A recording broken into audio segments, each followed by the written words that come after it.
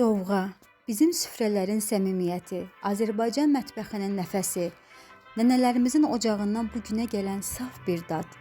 Bu yemək təkcə qida deyil, evin istiliyi, kəndin nəfəsidir.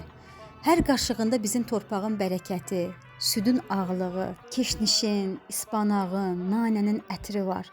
Dovğa həm yorğunluğu alır, həm insanın içini yumşaldır. Sanki ana əlləri kimi bir rahatlıq gətirir. Bu yemək əsrlərdir toy süfrələrimizi, bayramlarımızı, ailə məclislərimizi bəzəyib. Hər bölgədə biraz fərqli bişirilsə də, onun mahiyyəti eynidir.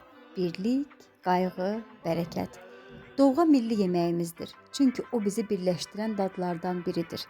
Nənəmizin qaynatdığı qazandan tutmuş, bugün restoranlarda içdiyimizə qədər hər yerdə eyni doğmalıq var. Bu doğmalıq da bizim mətbəximizin ruhudur. Mən dovğanı çox sevirəm və sevə-sevə də bişirirəm.